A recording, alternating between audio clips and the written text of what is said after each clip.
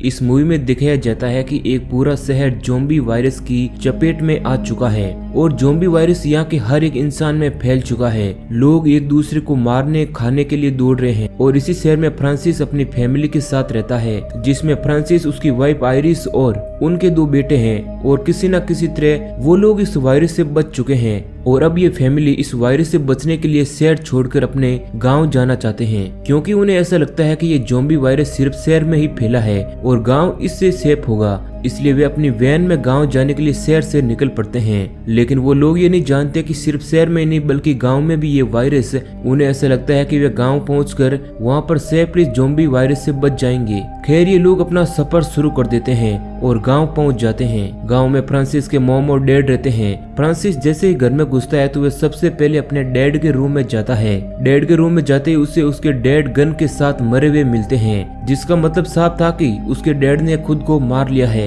क्योंकि उन्हें भी एक ज़ॉम्बी ने काट लिया होता है और वे खुद ज़ॉम्बी बन चुके होते हैं। जिसके बाद वे आगे किसी को ना काटे इसलिए उन्होंने बहुत हिम्मत दिखाकर खुद को ही शूट कर लिया होता है। अपने डैड की यह हालत देखकर फ्रांसिस काफी डर जाता है और वे अपने डैड को लेकर काफी इमोशनल भी हो जाता है। अब इस समय उसे हिम्मत से काम लेना पड़ता है।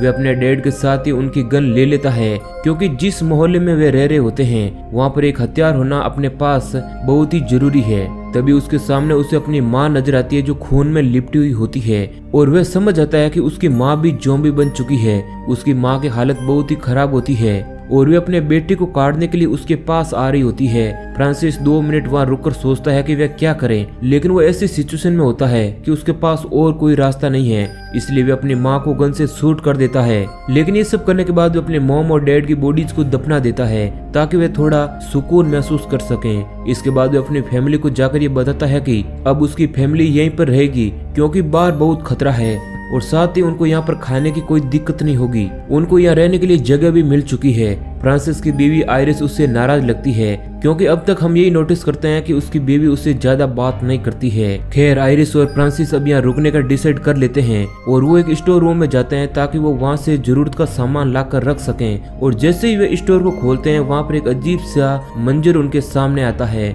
उनके मॉम के साथ रहने वाला केयर टेकर की बॉडी उनको लटकी हुई मिलती है। अब ये सब देख फ्रांसिस बहुत ज्यादा डर जाता है और वे अपने बड़े बेटे से बात करता है और उसे कहता है कि तुमने अब उस बॉडीज की जेब में से चाबियों को निकाल कर लाना है ताकि वे उस कीज से सामान ले सकें। उसका बड़ा बेटा बहुत ही डरपोक किस्म का होता है, वह हिम्मत वाला नहीं होता है और वह ये सब देखकर बहुत ही ज्यादा डर जाता है। लेकिन आयरिस उसको काफी गुस्से में कहता है कि अगर तुम यहाँ पर इतना डर रहे हो तो तुम्हारे आगे आने वाली लाइफ प्रॉब्लम को तुम कैसे सॉल्व करोगे। जिसके बाद उसका बेटा हिम्मत दिखाता है और बॉडीज के पास जाता है और डरते डरते उसके पॉकेट में से चाबियों को निकालने की कोशिश करता है। लेकिन तभी वह बॉडी उसके ऊपर गिर जाती है और वह 2 मिनट सांस लेना ही भूल जाता है। लेकिन फौरन वह वहां से उठ जाता है और उसके ऊपर खून भी लग जाता है। उसको ऐसा लगता है कि ज़ॉम्बी उसके ऊपर आकर अटैक कर चुका है। जिसके बाद वे अपने हाथ मुंह को धोने लगता है तो वहीं पर आयरिस से फ्रांसिस को कहते हैं कि तुम इतने से बच्चे के साथ ऐसा कैसे कर सकते हो, वह इतना डरा हुआ है कि तुम उसके साथ ऐसा नहीं कर सकते।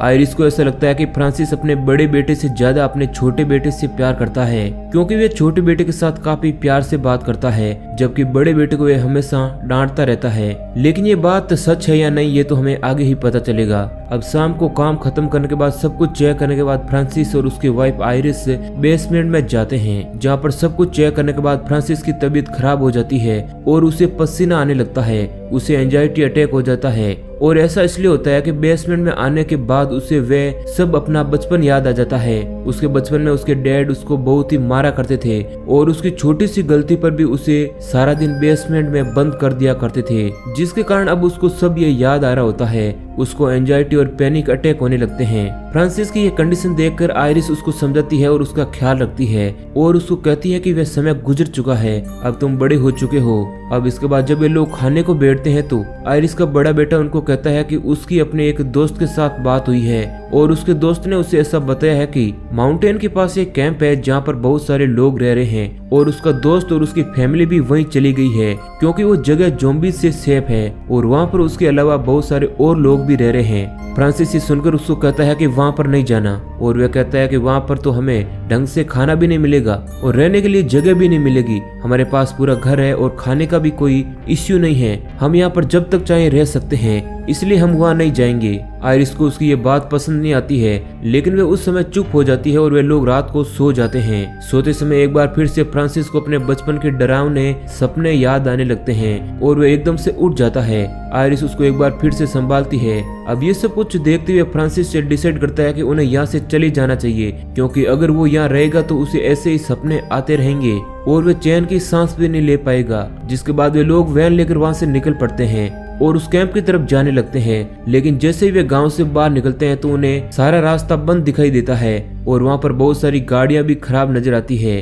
और जैसे ही वे उसे हटाने की कोशिश कर रही होती है तो साइड से एक बहुत ही डरावनी शक्ल का ज़ॉम्बी आ जाता है। फ्रांसिस ये सब कुछ देख रहा होता है और वह बहुत ज्यादा डर जाता है। वह तुरंत गाड़ी से बाहर निकलता है और ज़ॉम्बी को मार देता है। लेकिन जैसे ही वो उस ज़ॉम्बी को शूट करता है तो गन की आवाज सुनते ही वहाँ पर बहुत सारे और ज़ॉम्बी आ जाते हैं और वे इनके पीछे पड़ जाते हैं। वे सभी लोग अपने आप को गाड़ी में छुपा लेते हैं और बहुत ही मुश्किल से वहाँ से निकलते हैं। लेकिन फ्रांसिस की गाड़ी इन सब में खराब हो जाती है और उन्हें पैदल ही गाँव जाना पड़ता है। बहुत मुश्किल से डरते डरते वे किसी न किसी तरह घर पहुँच जाते हैं और फ्रांसिस नेक्स्ट डे जाकर गाड़ी को ठीक करवा लेता है। लेकिन वे अपनी फैमिली को ये बात बिल्कुल भी नहीं बताता है, क्योंकि अब वह यहीं पर रहना चाहता है और वह नहीं चाहता है कि वो लोग यहाँ से कहीं मूव करें। अब अगले सीन में हम देखते हैं कि फ्रांसिस के दोनों बेटे अपने डैड की बचपन की फोटोज को देख रहे होते हैं और एक एल्बम उनके हाथ लग जाती है, जिस एल्बम में फ्रांसिस के साथ उसका भाई भी होता है। फ्रांसिस के अपने भाई के साथ बहुत सारी फोटो होती है और वहीं पर उनका छोटा बेटा ये नोटिस करता है कि अपने बड़े भाई से कहता है कि क्या तुमने ये नोटिस किया है कि तुम्हारी शक्ल डैड के भाई से मिलती है और मेरी शक्ल डैड से बहुत मिलती है। जिस पर उसका भाई भी ये नोटिस कर लेता है और वह समझ जाता है कि क्या मामला है। वो अपने डैड के भाई का बेटा है जबकि छोटा बेटा अपने डैड का बेटा है, इसलिए दोनों बच्चों में इतना डिफरेंस भी किया जाता है। जिसके बाद हमें दिखाया जाता है कि फ्रांसिस का बेटा अपनी असलियत जानने के बाद अपने डैड के पास जाता है और कहता है कि अब वो बड़ा हो चुका है और वो भी फैमिली के लिए कुछ करना चाहता है। वो चाहता है कि वे फैमिली की मदद करें। तब फ्रांसिस उसे कहता है कि तुम छोटे हो, तुम इन सब चीजों में मत पड़ो, लेकिन वह काफी इंटरेस्ट दिखाता है। जिसके बाद फ्रांसिस उसे लेकर बाहर आता है और उसे गन पकड़ा देता है और उसे सामने शूट करने को बोलता है। वहीं पर उस समय आयरिस भी आ जाती है और आयरिस उससे कहती है कि ये तुम सब क्या करवा रहे हो, लेकिन उसका वह बड़ा बेटा जल्दी उस लक्ष्य को गन से शूट कर देता है। बड़ा बेटा जब अपनी माँ की ये बातें सुनता है तो वो और ज्यादा डर जाता है, लेकिन वह हिम्मत पैदा करके शूट कर देता है। और जैसे ही गन की शूट की आवाज आती है बहुत सारे ज़ॉम्बी आसपास से निकल आते हैं और अब वे उनके पीछे पड़ जाते हैं। बहुत ही मुश्किल से वो लोग जान बचाकर घर के अंदर घुस जाते हैं, लेकिन ज़ॉम्बीज बहुत सारे होते हैं और वे भी उनके पीछे घर के दरवाजे तक आ जाते हैं। उसी समय वहाँ पर एक कार आती है जो कि हॉर्न और लाइट जलाकर उन सारे ज़ॉम्बीज का ध्यान अपनी ओर आकर्षित करती है। और ज़ॉम्बीज जैसे ही हॉर्न और लाइट को देखते हैं वे उस घर को छोड़कर उस गाड़ी की तरफ भागने लगते हैं और वह कार वाला अपनी कार लेकर वहां से चला जाता है। अब ज़ॉम्बीज के वहां से चले जाने के बाद फ्रांसिस अपने बड़े भाई के पीछे चला जाता है और वे अपने बड़े भाई से कहता है कि अब वह यहाँ क्या लेने आया है और उस समय काफी गुस्सा करता है। फ्रांसिस उसको कहता है कि अब वे दोनों मर चुके हैं, उसका अब यहाँ पर कोई भी काम नहीं है, इसलिए उसे यहाँ से चले जाना चाहिए। फ्रांसिस का बड़ा भाई यह कहकर वहाँ से चला जाता है। वे उस कैंप की तरफ जा रहा होता है जहाँ पर और भी लोग हैं और वे उस जगह का मैप अपने भाई को भी दे देता है। फ्रांसिस मैप लेकर जलाने लगता है, लेकिन वे ये सोचकर रुक जाता है कि शायद किसी बुरे वक्त में ये मैप काम आ सकता है। अब इसके बाद हम उसके छोटे बेटे को देखते हैं जो बेसमेंट में खेलने चले जाता है और वहाँ खिड़की से उसे एक बुढ़ा ज़ॉम्बी नजर आता है और इन सब में उसकी तबीयत काफी खराब हो जाती है। लेकिन तभी वहाँ पर आयरिस आ जाती है और वह उसको समझाती है कि वह बूढ़ा है, वह ज़ॉम्बी कुछ भी नहीं करेगा। फ्रांसिस भी ये सब सुन लेता है और वह बाहर जाकर उस ज़ॉम्बी को मार देता है। इधर फ्रांसिस का बेटा अपनी माँ को बताता है कि उसके डैड के पास एक मैप है और जब आयरिस फ्रांसिस से पूछती है कि क्या उसके पास मैप है, लेकिन वो उसी समय मना कर देता है और कहता है कि मेरे पास कोई भी मैप नहीं है। जिसके बाद उन दोनों के बीच वहाँ झगड़ा हो जाता है। फ्रांसिस गुस्से में आकर अपने बच्चे के सामने ही अपनी वाइफ के बारे में सब कुछ बोल देता है और वो ये बताता है कि उसकी वाइफ यहाँ नहीं रहना चाहती है क्योंकि वे अभी तक उसके भाई से प्यार करती है और वे नहीं जाना चाहती है। उसका बड़ा बेटा भी उसका बेटा नहीं है और वे अपनी मॉम से पूछते हैं कि क्या ये सच है। तब उसकी मॉम भी कहती है कि हाँ ये सच है और मेरा आखिरी डिसीजन भी यही है कि हम यहीं रहेंगे। वह मैप सबके सामने जला देता है। अब ये सब हो ही रहा होता है कि उसके दरवाजे पर नॉक होता है और बाहर पता लगता है कि एक सोल्जर आया है। जख्मी सोल्जर कहता है कि उसे ज़ॉम्बी ने नहीं काटा है, लेकिन वह किसी दूसरे कारण जख्मी है। अंदर आने के बाद वो सोल्जर कहता है कि वे उस कैंप से वापस आ रहा है जहाँ पर बहुत सारे लोग थे, लेकिन वहाँ पर ज़ॉम्बीज़ ने अटैक कर दिया है। और वहाँ पर उस समय एक गाड़ी आई और उस गाड़ी वाले ने उसको किसी तरह बचा लिया और बचाने के बाद उसको यहाँ का एड्रेस दिया और उसे कहा कि मेरा भाई यहाँ रहता है, तुम वहाँ चले जाओ और जब तक तुम्हारा दिल चाहे तुम यहाँ पर सेफली रह सकते हो। इसके बाद वो रोने लग जाता है और वो कहता है कि पता नहीं वो अच्छा इंसान बच्चा होगा या नहीं, क्योंकि उसने मेरी तो जान बचा दी लेकिन खुद बच पाया है या फिर नहीं।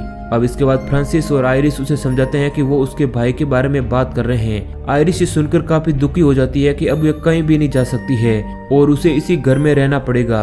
अब इसके बाद हमें रात का समय दिखाया जाता है और इस समय आयरिस का बड़ा बेटा उसके पास आता है और वे उसे कहता है कि वो जान चुका है कि वो फ्रांसिस के बड़े भाई का बेटा है, लेकिन वो इस फैमिली को ही अपना सब कुछ मानता है। फ्रांसिस को अपना डैड मानता है, इसलिए वे अपनी फैमिली के लिए कुछ करना चाहता है। जिसके बाद बड़ा बेटा घर छोड़कर चला जाता है। अब सुबह जब फ्रांसिस उठता है तो वे हर तरफ अपने बड़े बेटे को देखता है तो वे उसे कहीं नहीं मिलता है और वे गुस्से में आकर जख्मी सोल्जर को मार देता है। अब इसके बाद आयरिस उसे कुछ समझाती है, लेकिन वे आयरिस पर भी गुस्से में आ जाता है और उसको भी मारकर बेहोश कर देता है। आयरिस की जब आंख खुलती है तो आयरिस और उसके बेटे को बेसमेंट में बंद कर दिया गया होता है और यह सब कुछ फ्रांसिस ने किया होता है। फ्रांसिस इसके बाद विंडो से बाहर उसी कुत्ते को देखता है और उसको मारकर उसको ले आता है और उसका ही मीट अपनी वाइफ आयरिस और अपने बेटे को खाने के लिए कहता है, लेकिन वो दोनों खाने से मना कर देते हैं। तो फ्रांसिस गुस्से में आ जाता है और पूरा खाना नीचे फेंक देता है, लेकिन इसी बीच में एक नाइफ भी नीचे गिर जाती है और आयरिस ये सोचती है कि वह इस नाइफ को छुपा लेगी, लेकिन वह लकी नहीं होती है और फ्रांसिस उस नाइफ को देख लेता है।